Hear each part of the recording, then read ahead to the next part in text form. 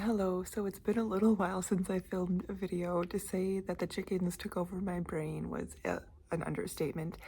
The, so, hi, I'm Miss Bethany and I'm a lower elementary Montessori teacher, so I teach grades 1, 2, and 3. And this year, we did something different. We did hatching chicks. And when I was little in a Montessori school, every year we hatched chicks through a program that would take the chickens with them at the end. So every year that I've been teaching, I've been looking like who will take the chickens back, and I couldn't find someone who would ever take the chicks back at the end. So a farm reached out to my school and asked if we wanted to do this, and I was like, yeah, that's so exciting. Yes, yes, please. As you've seen in previous videos, I was so excited. But it was stressful, this process. So I'm going to show you some of the things that I used during the process. I've already cleaned everything up because I showed in another video, I made like a little calendar thing, and every day we opened a little thing to show the process of the chicks. And so we had the eggs for 3 weeks, and the weekend of Easter, when we had Friday, Saturday, Sunday off, was the 3 days where they had to be on lockdown. If you don't know, when you hatch chickens, the last 3 days, you don't turn them, you don't do anything. And the humidity is supposed to stay, well, there's different things about this, but the incubator thing said to stay between 65 and 75 at the last 3 days. And the farm lady really said to be like at 75, and my incubator never got to 75. So that was stressful. But the 3 days we were off, I came in every single day to check on them, and it was a little bit disheartening because it didn't get up to what it needed to. So then the Monday was actual hatch day that we came back, and there were no chickens hatched. I was so devastated. I was like, oh no, the process didn't work. What didn't we do? So then Tuesday comes around, I come in super early at like 6:30, and I'm like, I'm excited to hear peeping, to hear a chicken, and I don't really see, I hear a tiny little peep, but I don't really see anything, and it was just like so disheartening. I was like, we did all this for nothing. So that day I'm like calling different parents, like, well, if I pick up Tractor Supply Co., will you take the chickens back? Like, just, we went through the 21-day process. We're going to need chickens. Like, the best part, we can't miss the best part of it. So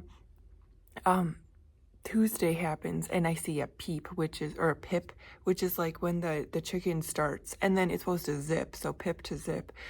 And this blue egg we had one blue egg, and it was all the way zipped. And we also had a one white egg that had turned a lot. So I'm like, why isn't this egg hatching? Like, there's clearly a chicken in there.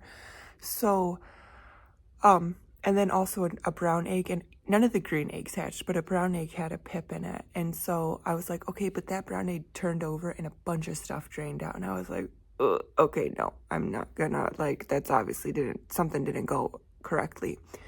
So the whole day, that chicken is like, the blue egg chicken, it's like pecking and pecking and pecking, and we can hear it peeping. We're like, come on, little chicken. The next day, it's still not hatched, but out of nowhere, the white egg chicken hatched overnight. So that's how like quickly they should go. It could take up to 12 to 24 hours, even up to 48 hours for it to hatch. But the white egg chicken just did what it needed to do. It got out, and that was it. And then we had another brown egg chicken hatch, and then which hatched.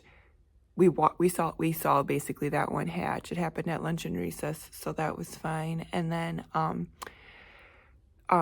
then at the end of that day, I helped the blue chicken out, which I was not about, because usually when you help chickens out of the egg, you're not really supposed to do that. Maybe if you help a little bit, but the chicken lady told me to spray it with warm water, and it was still peeping after the 48 hours of it being in there. So I'm like, we gotta help it out. And that other brown egg that had the one little thing that drained, it was still alive too, and it made more of a progress. So I'm like, I really don't want to help that one though, because so anyways, we get the blue egg chicken out, and it's just like laying, well, I picked it out, and then it's like poked out, and I was like, maybe it'll just push itself out. It didn't. So I just helped it all the way out, and it was fine. It just had one little tiny piece of eggshell stuck to its head.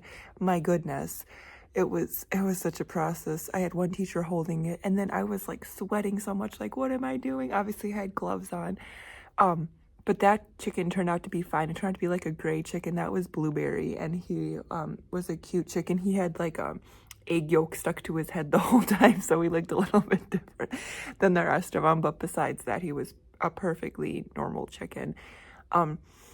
So we had 4 in total, and I was so happy we got 4 chickens because another one had hatched by Thursday. So then we had 4 chickens.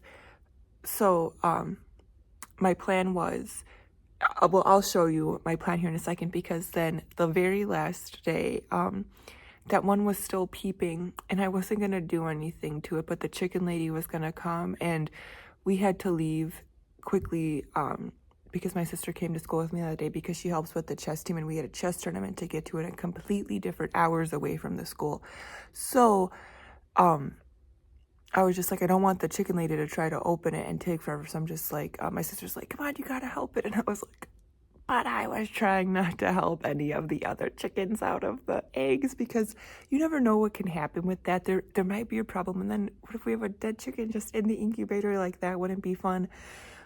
So I ended up helping it out, and I think because it was stuck in the egg for so long, its neck kind of wasn't good, but the farm lady said it was fine. So she's like, just bring it and it'll be fine. Because what ended up happening, since she didn't come on time, we ended up driving the chickens to the farm, which was relatively close to the school, and then rushing on our way. But so that was a whole thing in itself. So technically we ended up getting 5 chickens out of the 18. We had 18 to begin with. We candled up to 16 that had, on day 10, we had 16 eggs. In that white chicken egg, we could actually see the eyeball and everything. And I've gotten so much like chicken content on my feeds of different platforms that I was like, wow, it was so clear now. Like, I wish I knew all that information before what had happened with the chickens then. But it was just a wild experience. And so I was glad the white one hatched, and that turned out to be a big, fluffy, strong chicken. I'll insert pictures.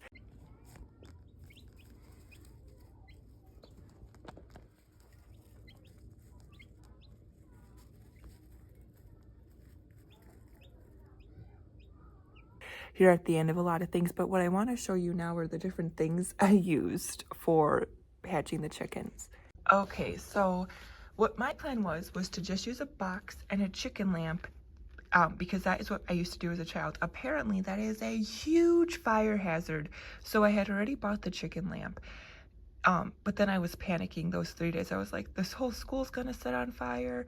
And then they totally upsold me on this big giant container to keep the chickens in at Tractor Supply Co., which was fine. It worked out. I actually preferred having this over a box, but we also do the chick hotel, where we take boxes and cut doors in it and put pine all over the bottom so they can run through it. And by the last day, they were having so much fun in it. Now we just take them out and put them in there for a little. The kids get to hold them, and then obviously they stay in here the whole time. So I ended up not using that chicken lamp because I was afraid of a fire. And every day at the end of the day, I took the chickens home with me because I was terrified something would happen to them here, which only happened. I only took them home Thursday night and Wednesday night, which worked out nicely, because also I ended up buying my mom one of these for Mother's Day, so I had one of these at home, so that's good. But it's a big container. So this was the incubator we used. It had a self-turner, which was nice. I think it worked out nicely. We didn't get a huge hatch rate from it, but I was just used to the styrofoam incubators because I literally have the old incubator we used to use as a child here, but I was just like, that's not gonna work. And then this was the heat lamp, the Brooder heat lamp thing I used. And the chickens love to be under. By the end, one chicken was jumping on top of it trying to escape. So it seems like a big process just to have the chickens for 3 to 4 days, and it was. And also we used pine shavings instead of cedar chip, because we used to use cedar chip when we were little, but apparently that is completely incorrect. But that's what we were told to do by the company that did it. But now everybody uses pine shavings because I guess cedar gives off something not good. And then there was just some chicken feed. I did put chicken and cheesecloth at the bottom of this incubator when the when it was time for the chickens to take them out, because you take out this egg turner and then just lay them down and don't touch them. But it was funny, when that white egg hatched, he literally crawled all over the other eggs. It was all discombobbled, and it was still pretty messy in the incubator. I guess it helped a little bit with the cheesecloth, but and I was worried that was why the humidity wasn't going up. But it was nice because there was little holes you just basted and put water in. So I don't know why my humidity never got all the way up, but it was a nice experience. So overall, it was a good experience. We all enjoyed it. It was stressful when the chickens weren't hatching and the days leading up to that. So for about 5 days to a week, I was just so stressed, and like all I could think about was these chickens and just everything. And the kids were really into it and stuff. We also were doing caterpillars at that same time. So I'm currently looking at the butterflies. Oh, there they are. I know it's hard to see butterflies in this net. Usually there's a lot in there. Usually I would make my own butterfly box and just put, because as you could see, if you could see, it was pretty bloody in there, and there's like, you gotta wash this reusable netting. But with the chickens and everything going on, they were like getting ready to hatch at the same time. I was just like, no, we're just gonna use the stuff they gave us. Although we could have made one easily. It was just a personal preference thing that year. But here's a butterfly walking. Let me see if I can get it. Oh, there it went. Yeah, and we also had the annelids, or the worms, at the beginning of the year. So we've had a bunch of living things happening this year in my classroom. So that has been a lot of fun.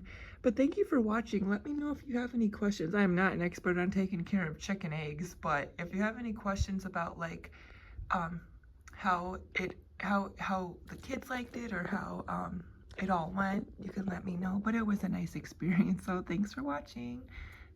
Please sign up for my free Montessori hub of resources that you can use in your Montessori environments. There are over 15 plus items, including 453 printable math equation cards, 36 weeks for first and second level editing sentences, and so much more. Thank you for listening. Bye-bye.